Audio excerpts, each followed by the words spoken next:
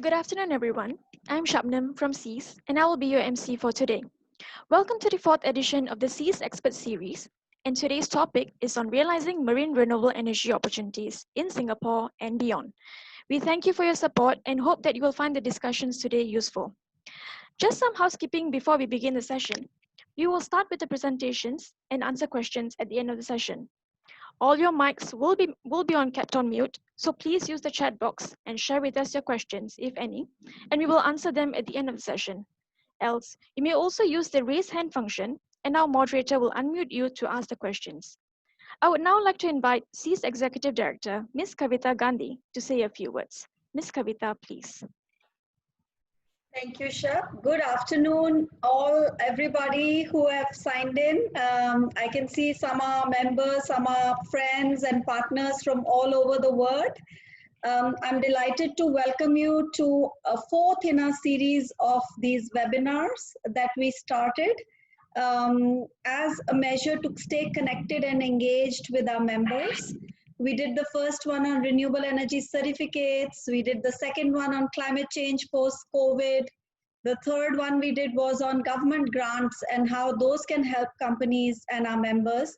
And here we are organizing the fourth one on marine renewables, which we are actually doing under the auspices of our Marine Renewables Working Group that we have within SEAS. We have about 10 to 15 companies in this area who are members of SEAS. We also have our chair for this group, Dr. Michael, who you will hear from a bit later and who will also be moderating this session for us. This is a very niche area, but there's a lot of development that's happened in this space. And we're all eager to learn from our experts what's going on around the world. I would also like to highlight that this is a first webinar where we are having our expert speakers joining us from 4 different locations. So we have Dr. Michael, our chair of MRE, who's here in Singapore. We have Daniel, who's in Vienna, Austria. We have Ian, who's in Stormness, Scotland. And we have Marianne, who's in Manila. So this is our first seminar where we have experts from all over. And I would encourage you to fill in your polls. We give you some polls to fill in because that helps us to calibrate what we should be organizing for you going forward so that it's of interest to you. Another point that I would like to bring your attention to is that we have started what we call the COVID Resource Center on SEA's website. And we post all our webinar information as well as recordings as well as materials from our webinars onto this resource center. And we have many other resources there, all the government advisories and many other things. So I encourage you to visit that. Most recently, we have also put some very well-researched market reports. We put one on Philippines there. What are the projects that are happening in Philippines right now in renewable energy space? And next, we'll be putting one on Vietnam. So stay tuned for that.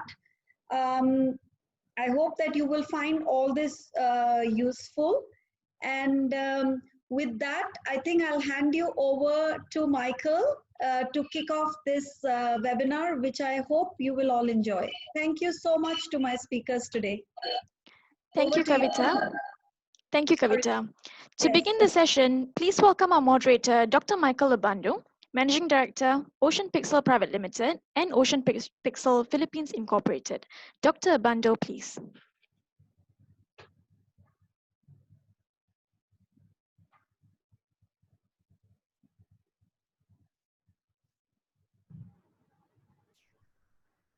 Thank you very much. Was just a few seconds delay there for the unmuting. Thank you, Kavita, and thank you, Shabnam. Welcome, everybody, for this expert series session. Now, I would like to start by giving a little bit of background about the Marine Renewable Energy Working Group and as well as looking at what we've done so far in terms of what we have strategically discussed in the group in terms of what could be done in Singapore and the wider region. So this working group was established only 2 years ago, and we have been looking at marine renewable energy that includes both floating solar and ocean renewable energy options that are relevant for Singapore and the wider region.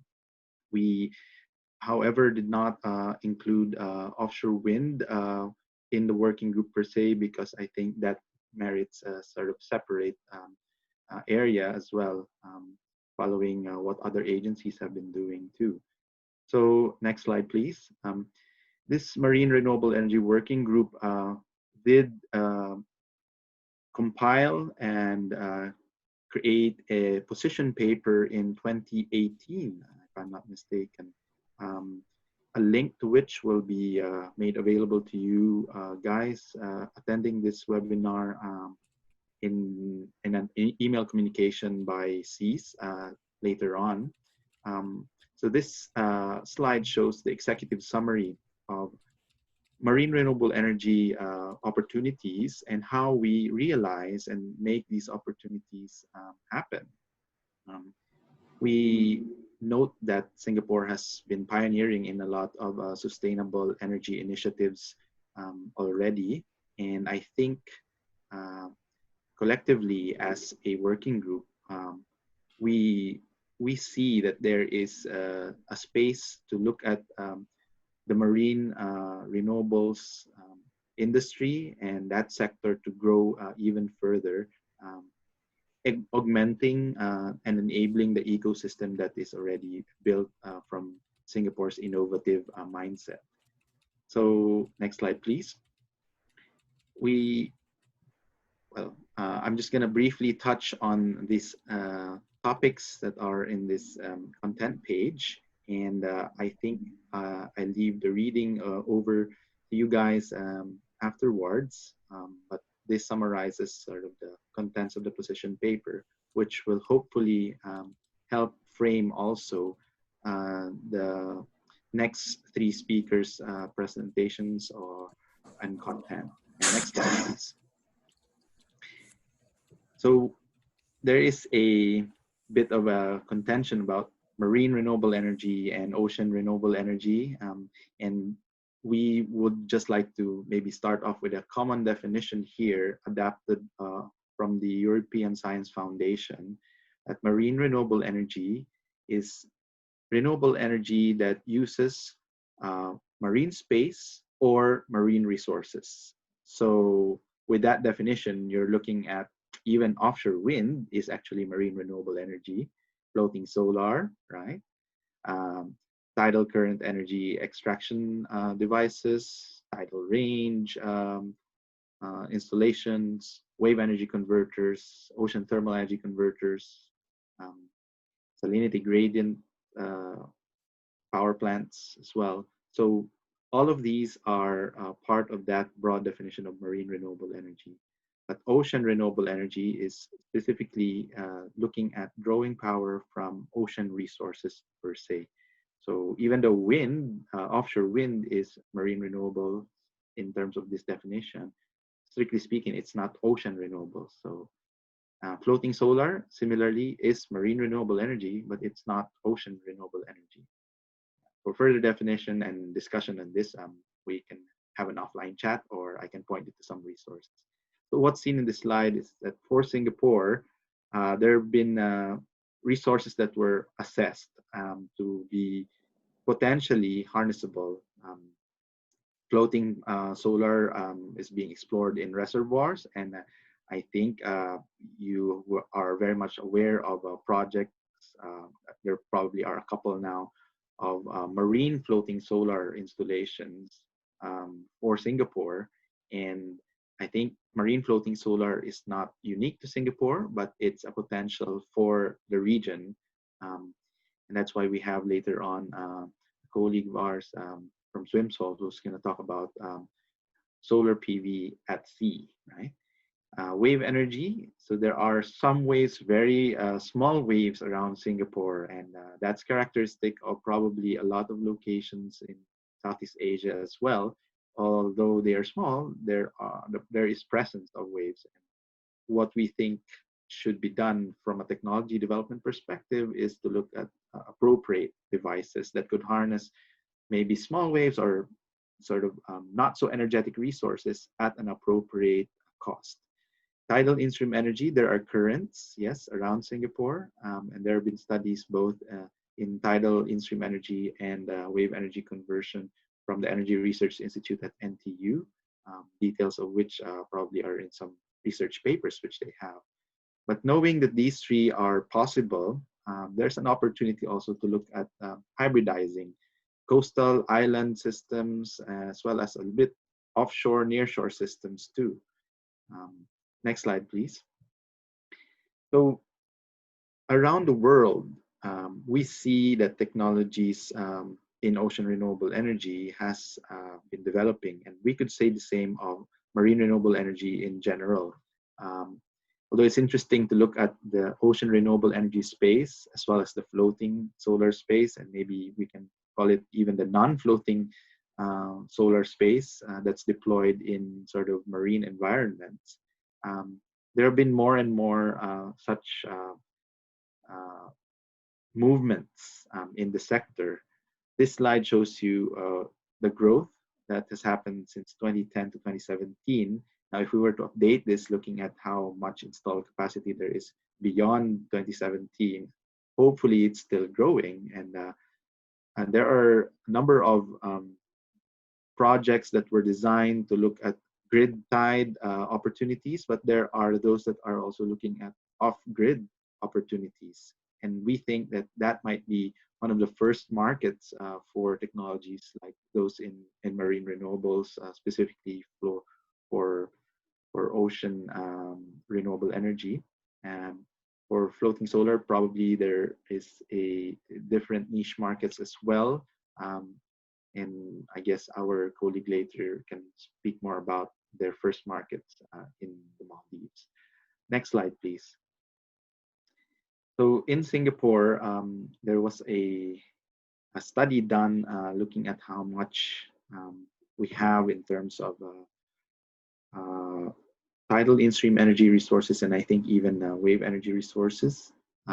Floating solar, I believe the floating solar potential, both considering reservoirs, coastal, and other deployments around Singapore, Ceres would have a bit more information about this. But the bottom line is that there is some potential in Singapore that can be harnessed. Whether it is commercially feasible to do so, I guess project development companies can give a little bit of insights on that, how to make it a bit closer towards what could be realized, right? But technically speaking, the technology is already present, but we need a little bit of help to deploy things in the water and make these projects viable. Next slide, please. So the traditional thinking of offshore renewables, or well, looking at ocean renewables, the history of which was sort of aiming to hit grid parity. And I guess that has taken on from the early renewable energy industries like hydro and solar, geothermal, right? That which was always sort of geared towards grid parity, and the technology needed to go down so that it reaches grid parity. Although recently, there are various markets that have opened up which use renewable energy in a distributed setting. And that means that it could be an island grid, off grid, it could be different applications and services that are not necessarily linked to sort of the main grid. So these are a number of applications that can utilize marine renewable energy as its first markets, we would say. So we could have offshore applications, there could be coastal operations, and supporting the green marine and maritime ecosystems. So a lot of pilot projects we can see around the world, and I would point to the one where Ian is right now in Orkney, to the north of Scotland, because that's where the European Marine Energy Center is. And in more than just testing devices that are deployed, they also look at various energy systems and applications of which. And recently, I think they've looked at also how to integrate these different systems for different applications and energy services.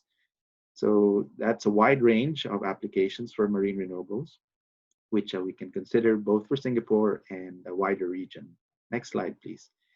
And really, for Singapore, we look at the opportunities as beyond just the electrification and beyond just the project development and the energy market. Actually, there's opportunities to look at intersections, let's say energy, water, that energy water nexus, right? So we can look at the production of water coupled with energy, right? We can look at climate change, how we can address national goals and also international sustainable development goals. We can look at exporting capability, supply chain, technology, innovation, business models, and skills, right? So from Singapore, we may attempt to look at the region from a progressive development approach, not just from a technology push and market pull, but also from a capability development mindset. So this all yields towards socioeconomic growth, both in Singapore, so locally speaking, because you may attract inward investments well if we start engaging in activities like this, but also to look at how projects outside of Singapore, which are the wider market for marine renewables, can be enabled through a Singapore setup, looking at doing R&D and innovation work here or financing schemes here, but markets outside of Singapore. And I think a number of various industries and sectors have proven that that model is possible. Next slide, please. I think this is my last slide now. So if we were to look at how we approach realizing marine renewable energy opportunities in Singapore and beyond, these 6 boxes here highlight what needs to be done. Renewable energy resource assessment, that could be both the energy resource and other resources, right? Marine spatial planning, how we can co-locate and also prioritize what goes where. We need pilot projects and demonstrations, yeah, for early stage technologies and maybe proof of concepts, proof of value type activities.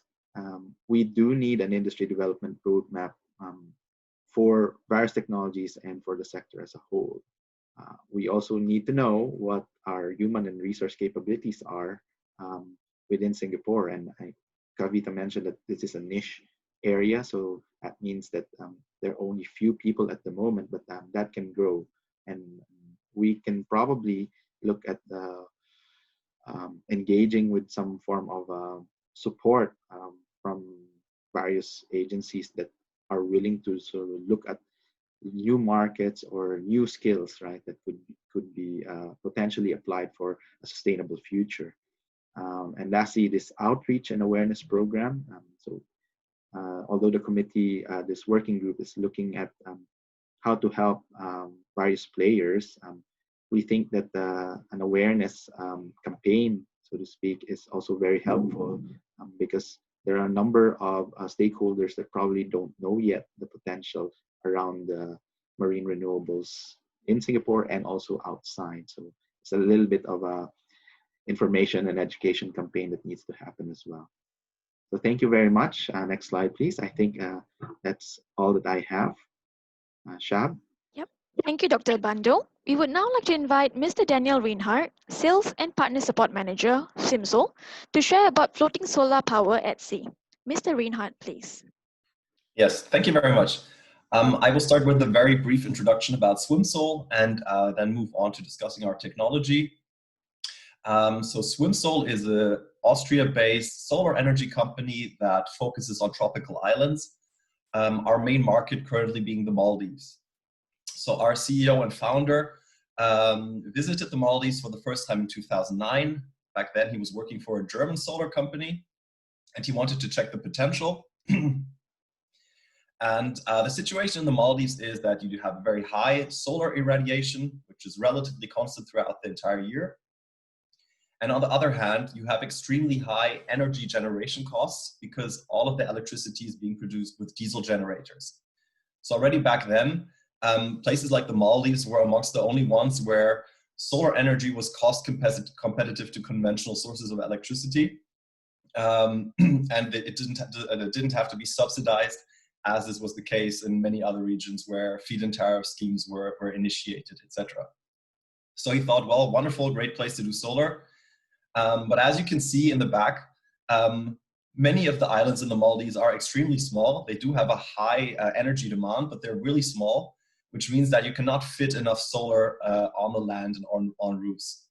So he said, well, if we don't have enough space on land, why don't we design a floating solar system for the ocean with which we can provide any required solar capacity to any island in the Maldives, and of course also beyond. So other places where this is a very interesting technology is Southeast Asia, the Pacific region, the Seychelles, etc. Next slide, please. So our CEO went to the Technical University of Vienna, to one of the departments, presented his idea, which they found very interesting. And he crafted a cooperation, and then they defined certain requirements for such a system. So first of all, of course, there are technical requirements. The marine environment can be really harsh. So such a system has to be able to withstand waves with different wave heights, wave length, wave periods, waves coming from different directions, etc. Strong winds, currents, and of course the corrosive conditions of seawater. And that over a long period of time. So solar system is not built for 5 or 10 years. It's built typically for 20, 25, 30 years or beyond. So that was probably the most important requirement. Second requirement was a logistical requirement. We're working in very remote areas, which means that the system has to be designed in a way that we can ship the individual parts to remote islands and build it together on site without the use of heavy machinery. And the third requirement was, of course, the commercial requirement. The system has to be cheap enough to compete with diesel energy or other relatively expensive sources of power, because if the economics don't work, then of course it doesn't make any sense. So the team at the Technical University started off with computer simulations, shortlisted a few concepts, built models, tested them in a wave tank, found one very promising model, built a one-to-one size prototype, which was tested in a lake in Hungary for a couple of months. It's a lake where you have a very strong winds, which is very well known for windsurfing, etc. So you can have quite some waves there. It was a really good testing ground. And after these tests were very successful, in 2014, we built a first platform at the Four Seasons Resort in the Maldives.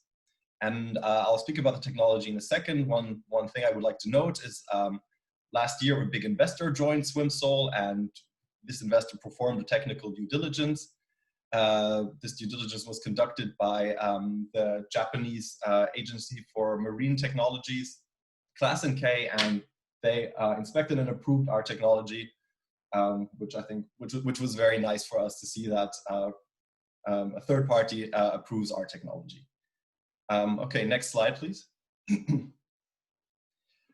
Here on the left, you kind of get an idea of how our system looks like. So the main concept is that the solar modules are elevated roughly 2 meters above the sea surface. And what you can see is that the substructure is a very open substructure, which allows waves and winds simply to flow through the substructure, minimizing the forces on the system. This is something which we realize is extremely important. What you see on the top right, this was one of our very, very early ideas, concepts. And after doing a lot of computer simulation, we realized that such solid floating bodies would not be able to sustain the forces and the conditions at sea over a long period of time. So we decided to work with a very open substructure.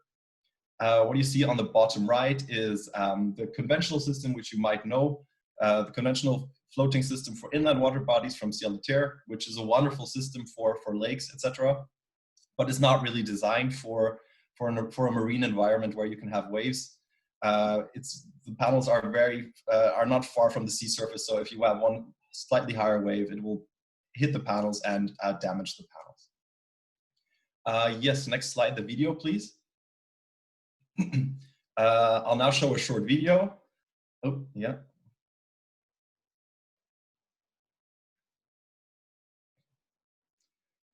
This is from one of our installations, floating solar installations from last year. It will just give you a better idea of our system.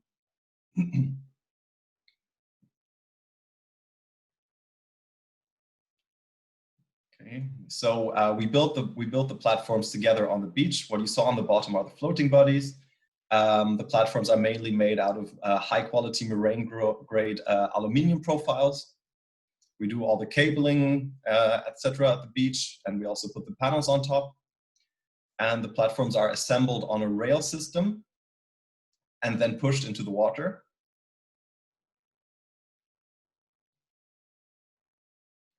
Fortunately, not working very well, the video, but I think you can get a general idea. Then we use a boat to tow it to the location of deployment. So here we have 12 platforms. The platforms are connected with each other via a mooring grid. So the mooring grid, on the one hand, gives the platforms a little bit flexibility to move, but ensures that they cannot collide into each other. And the mooring grid is connected to the seabed with screw anchors.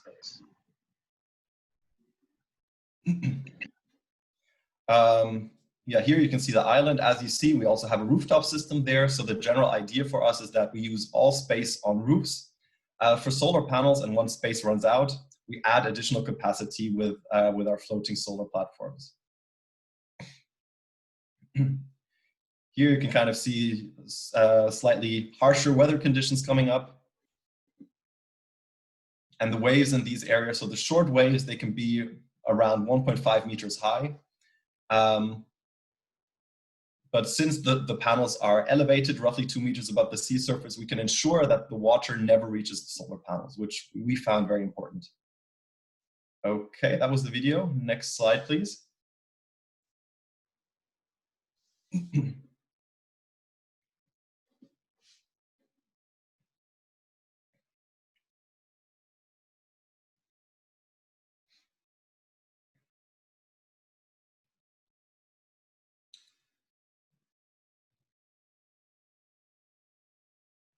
Yes, that one, exactly. Just very, there it is, yes. Okay, just very briefly about the system setup. So this is a slightly different mooring concept. This is a system which we have in place since 2015 at a local island in the Maldives. We use armored DC subsea cables to connect the system to the land, and the inverters are typically on land and then connect the system to the island grid. Yeah, next slide, please. One question which often comes up is regarding the solar panels, because of course corrosion can be a problem. Absolutely, we've done very extensive tests when it comes to solar panels, and what we're using is special double glass panels, frameless double glass panels with a polyolefin encapsulation material and a potted junction box. We've tested conventional panels, but they will corrode very quickly in such a harsh environment where you have a lot of humidity. So we always only use double glass panels, and we've made very good experiences with that. And actually from the suppliers, so we don't make them ourselves, from our suppliers, we explicitly get a warranty when using them on our floating solar platforms. Yeah, next slide, please. One question which also sometimes comes up is, does the floating solar system produce more energy? Yes, this is the case, at least compared to a rooftop system, because the panels are kept a lot cooler, because you have a very good ventilation below the solar panels, as our structure is very open. So that's another benefit of the open substructure. And of course, because the sea surface is very cool, So what we witnessed is that the panels are kept roughly 20 degrees cooler than on a roof, which means 5 to 10% more output and roughly 5% more energy. Okay, next slide, please. Yes, and finally, I'll just very briefly discuss some commercial aspects. So what I want to highlight is that a marine floating solar system is not an alternative to a land-based system. It is quite a bit more expensive. So it's rather that once you run out of space on land, you provide additional solar capacity on the floating platforms.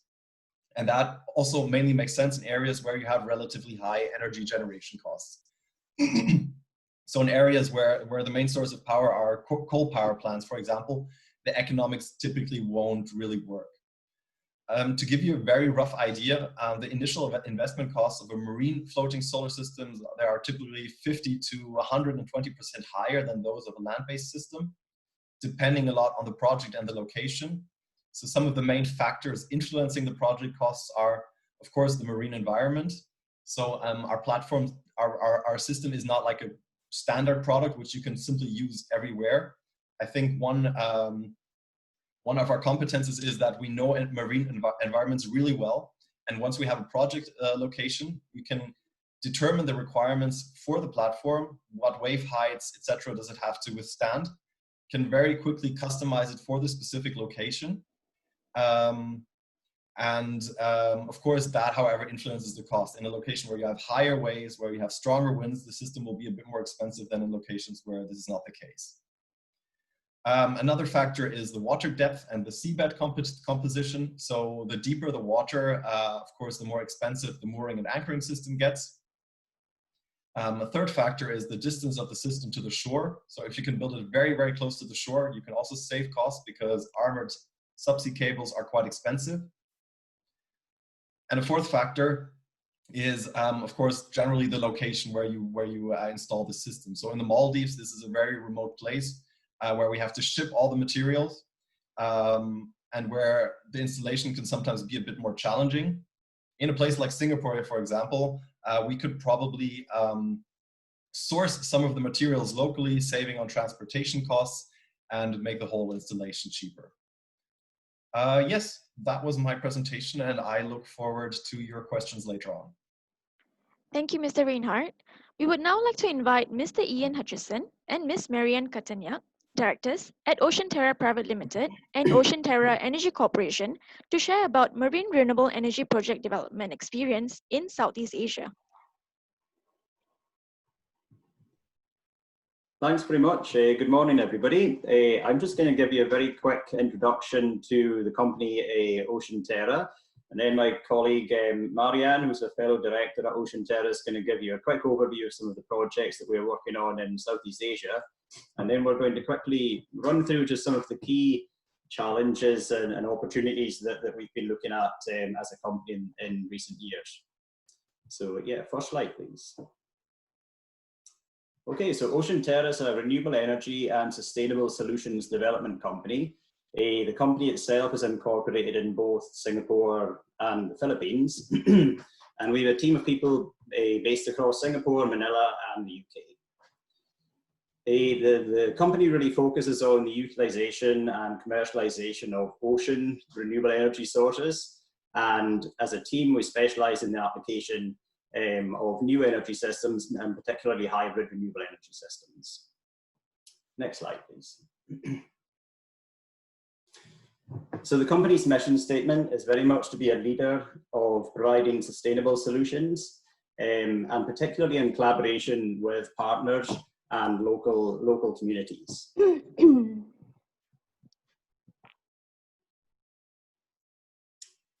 Next slide, please. Thank you.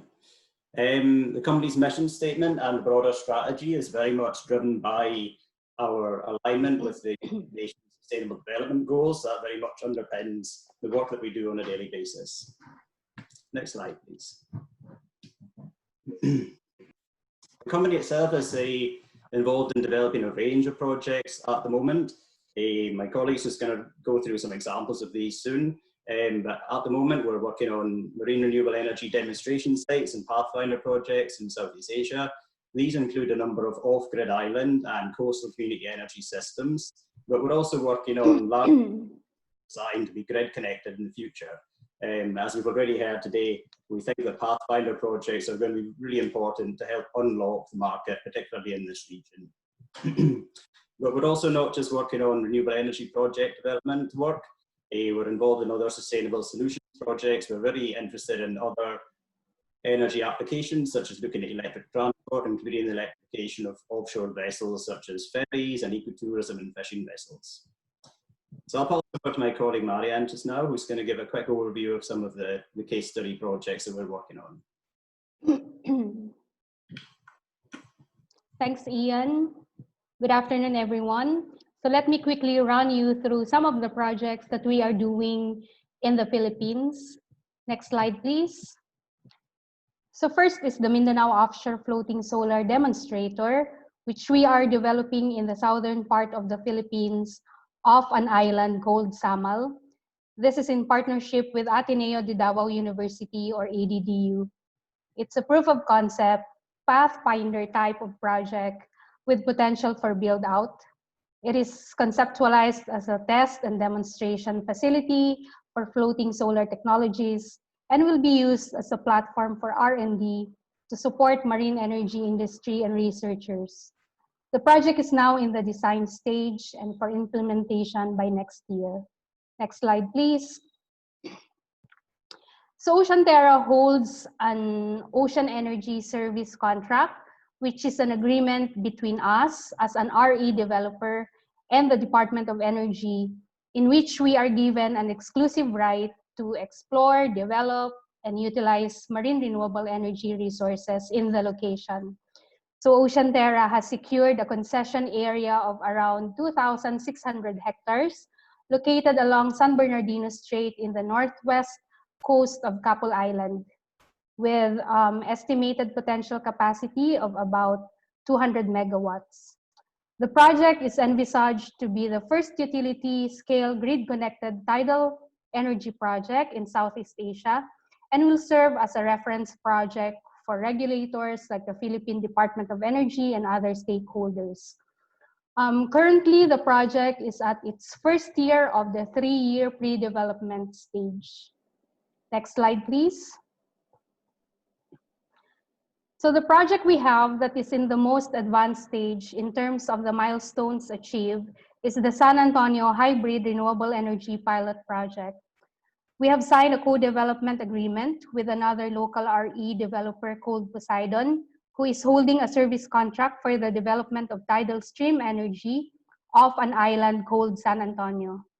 The project aims to provide clean, reliable, and affordable electricity and other essential services to the island with a population of around 10,000. The project is designed to decarbonize the generation system by displacing the diesel-based generation and reduce the subsidy the government is providing for off-grid electrification. So working with the government, the distribution utility, the community, and other relevant stakeholders, this project will provide a framework and model that can be rolled out to other islands in the Philippines and also across the region. Next slide, please. So to give more details on the San Antonio project, the proposed energy solution is a hybrid renewable energy system combining tidal energy converter with onshore solar PV and battery to be integrated with the existing energy infrastructure on the island, providing 24/7 electricity at a cost lower than what the government and the consumers are currently spending on the electricity on the island. Next slide, please. So the hybrid energy solution is also designed to be an enabler of sustainable development, addressing sustainable development goals such as energy security, food security, disaster resilience, climate change adaptation, and others, transforming the lives of the people on the island.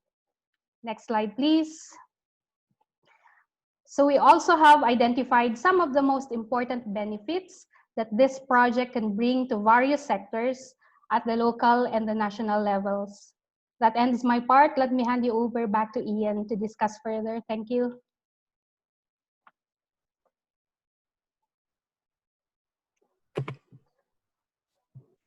Thanks, Marianne.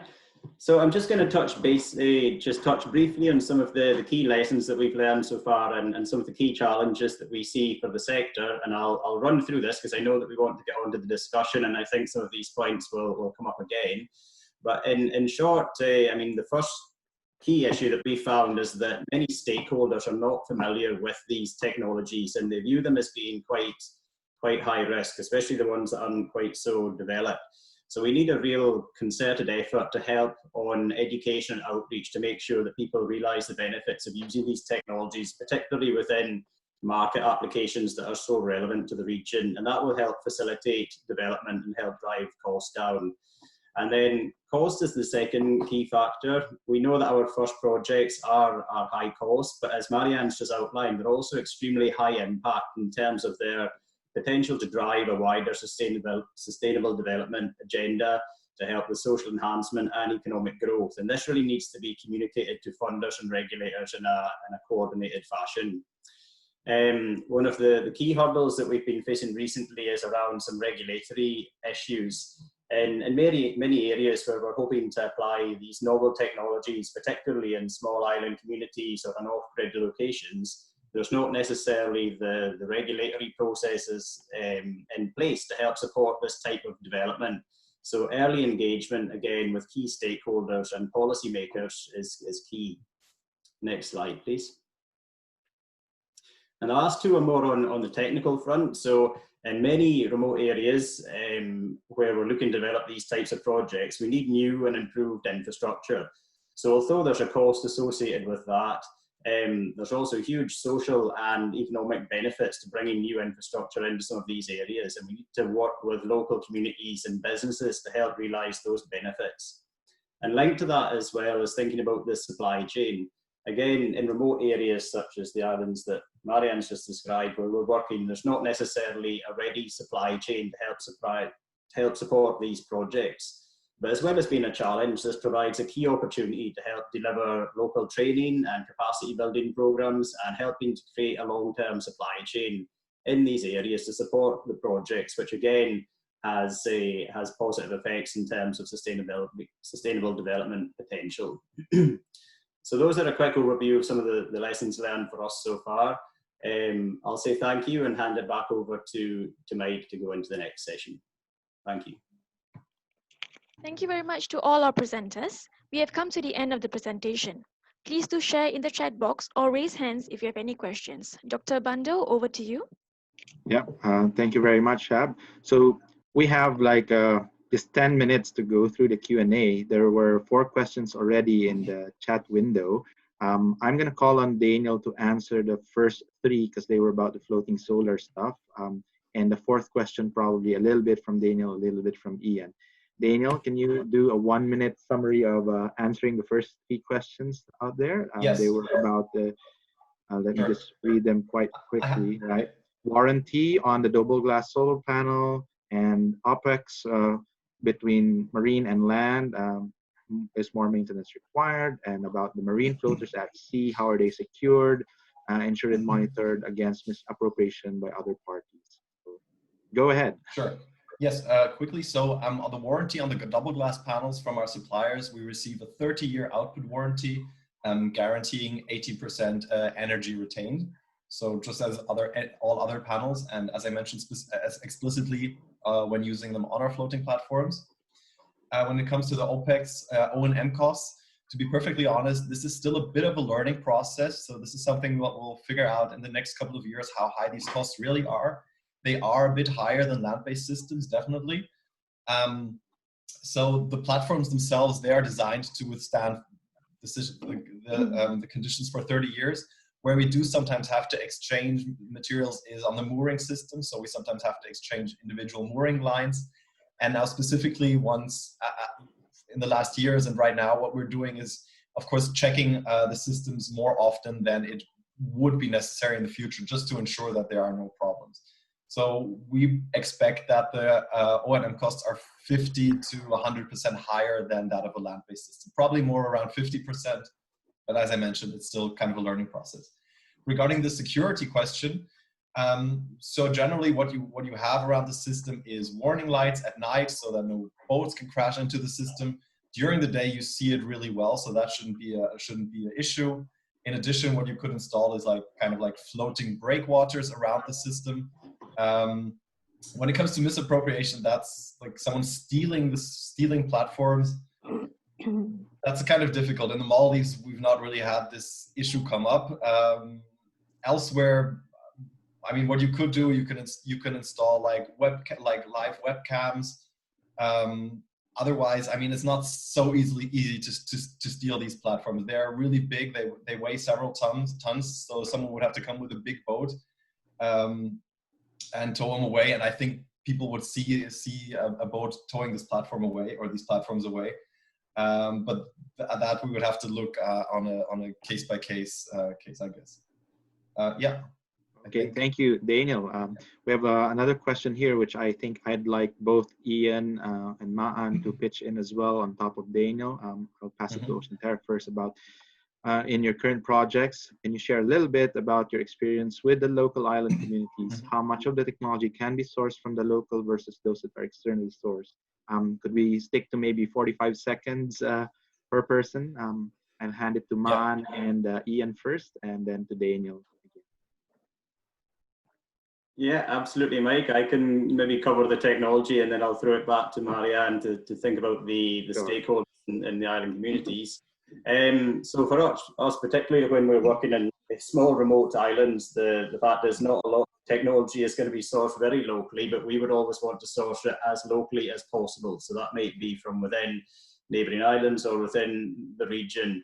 It's quite likely that actually most of the supply may come from external sources, but we would want to encourage as much local supply chain involvement as possible. So it might be that, for example, the largest part of the system can be assembled in the island of training and the capacity building opportunities associated with that work, because we want to create a long-term maintenance support team as well in these locations, because one of the key advantages of marine technology projects is that it does have that long, sustainable workforce requirement that's so important to local island communities like the one that I live in here in Scotland as well. Thank you, Ian. Yeah. Marianne, any? Well, for the islands here in the Philippines and most of the off-grid areas here, they are poverty-stricken. So it's important to have empowerment programs and economic livelihood programs as well, not just provide clean energy to them, but also spur economic development for the inhabitants of this island. So also we foresee that, for example, in the operation, we can train them. I mean, the operation of the tidal machine and other RE hybrid system, we can use local source for that. Okay. Okay. Then I'll continue. Yeah, go ahead, Daniel. Yes, I mean, sourcing materials in the Maldives is very difficult, if not impossible. So there's simply no production facilities at the moment where we could source components. However, on the one hand, Swimsol has a local subsidiary in the Maldives with I think 15 employees currently, which always support us with the installations and also do the operation and maintenance. On the one hand, a second aspect is on the one hand we work with hotel resorts, but we're also increasingly trying to work with local islands. And we have a project at a local island since 2015. And what in this case, we sell the electricity to the public utility company. And if they generate savings, this does not necessarily mean that these savings will be passed on to the island community. So basically what we do is that we provide a profit share to the island communities, to the island councils for having the system there. So they directly profit from having a solar system compared to a diesel generator. Okay, thank you for that, Daniel. We have another question here from Graham. Have any systems been through a typhoon? And if so, what was the damage incurred? I'm going to let Daniel answer from your experience, and then I think Ian may have some insights on this, on your global experience as well. Daniel, yeah? Yeah, luckily the Maldives, there are no real typhoons in the Maldives. You can have heavy storms with winds, like the last days, there were really heavy storms in the Maldives, where you can have winds of roughly 100, 110 kilometers an hour. So that we have been through, and there have not been any damages. When it comes to a place where you have heavy typhoons with 200 kilometer an hour winds, that's going to be extremely challenging. And these are areas where we're still a bit careful. So there we will need more R&D work to customize the systems for these areas. But storms generally are manageable. Normal storms. Thanks, Daniel. Ian, any comment on the technology surviving these types of extreme weather events in other parts of the world, maybe?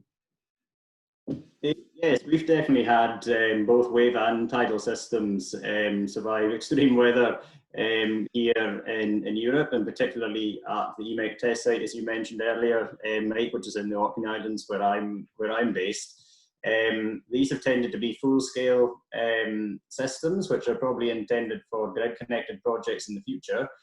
So that's progress that's been made here. So one of the key things that we need to do when we're looking at designing the smaller scale off-grid projects, particularly in places like the Philippines, is to make sure that the system design takes this into consideration. The one encouraging thing is that a fairly typical winter storm condition here in somewhere like Orkney, the sea state can be quite extreme. So we think there's good experience there that can be translated into system designs. But that's going to be very important to make sure that it's fit for purpose and localized. Okay, thank you very much, Ian. So another question just popped up from John. This is for Daniel. Is salt buildup on the floating PV panels an issue? What type of maintenance schedule is required to maintain peak efficiency? Yeah, Daniel? Yes, so in the Maldives, so on the one hand, we're using frameless panels, and on the other hand, in the Maldives, it rains every few days. So even if there's some slight salt spray on the modules, basically when it rains, it washes everything off. So we hardly ever really clean the panels. So there's no real maintenance work required for cleaning panels or getting rid of salt spray. Birds, if you have a location with a lot of birds and you have a lot of bird drop on the modules, that might be something else. There you might need to clean occasionally. It's not really the case in the Maldives. Elsewhere this may be different, but salt spray has proven not to really be a big issue. Very interesting. Okay, so I have one question and before maybe we end this Q&A. For each of you guys as technology developer and project developer, could you have maybe your top 3 key challenges that you've faced so far, or will expect to face in case you come to a region like Singapore and Southeast Asia? Could you briefly give us your top headaches, if you may? Do you want to have a go first, Man and Ian, or Daniel? I can go briefly. Yeah, okay, go ahead, Daniel. So of course, if you have a new technology, you first always need to establish this technology. This takes a while. You need to build up trust. What is always very important is to have references, ideally in the region. And now SwimSol is still a relatively small and young company. We don't have a market development fund of many millions of dollars where we can just throw subsidized systems into the market. This is, of course, a bit of a challenge. But now having quite some references in the Maldives, things are getting easier also elsewhere. So I think until you get to a stage where you really have references, it's a bit challenging. One other issue which we often notice is kind of the misconception regarding the pricing. So people often compare the price of a floating solar system, offshore floating solar system, to that of a land-based system, and then they say, oh, it's more expensive, so it's not worth it. Rather, people should compare it to the real alternative, which on islands is diesel energy, or in other places is other types of fossil fuels, or being dependent on importing all your electricity. Yeah, that's kind of the biggest challenge we've had so far. Okay, thanks, Daniel. Yeah. Ian, Maan? Yeah. Yeah, I'll jump in with a couple. I've already outlined a few of ours, but I would completely support what Daniel just said, and I think the cost comparison issue is a really live one that we are facing every day, because a lot of the first projects that we're working on are in off-grid island locations, where, as Daniel says, we're looking at offsetting diesel generation. So it's not like comparing us to the price of offshore wind or large-scale solar. That's just not really a true comparison or a helpful one at all. So what we need is a good, strong outreach and awareness raising program to help people understand what the various applications are of marine energy. There's so many different applications and markets that we can factor this technology into, and they all have different cost considerations and potential benefits in terms of, say, sustainable development potential. So we need to start to package up the experience that the industry's gathered globally over the last 20 years and see how we can best translate that into an impactful program for the region, I think, and that will help then increase the understanding and awareness around the benefits of the technology, and help people understand the kind of status of that and how we can apply it into the local markets. Thank you, Ian. Yeah. Maan, any thoughts on that, or are you? Same with Daniel and Ian. I think the biggest challenge is that, for example, the stakeholders has this misconception that we don't need any more renewable energy, because the Philippines has abundant renewable energy like solar, wind, biomass, and others. So for tidal energy to come in, we need to really establish the justification, the rationale behind the project, and the conception that it is more expensive compared to other renewable energy. But also, it's also important that, for example, there are other benefits that tidal energy can bring, like its characteristics of being predictable compared to other renewable energy. And I would say also that it's more resilient to, for example, typhoons, having subsea cable, for example, so we can provide electricity amidst the typhoon, or it can be a disaster response also. So yeah, we need to basically spread or educate our stakeholders here in the Philippines. Thank you for that. So thank you very much, gentlemen and lady, Daniel, Ian, and Maan. I think we've managed to stick to our timing. I'd like to close the Q&A session. For those of you who have burning questions, you might just want to write to the speakers, or just send that through to CEAS and they can connect you. Yeah, I'd like to hand over the control back to Shab to close the session. Yes, thank you, Dr. Banjo, and thank you, everyone. We appreciate if you could take a minute to give your feedback in the short poll, which is popped up in the screen. The poll will be up for 40 seconds. Thank you.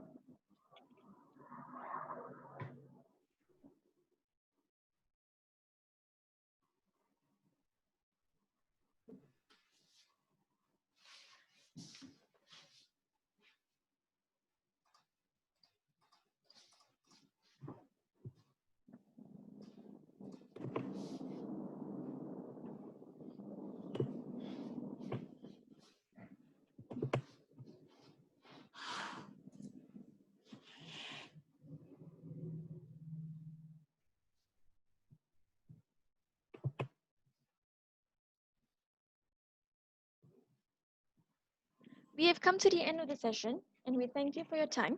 Please look out for the next invite to our next session next week. Thank you very much. Bye.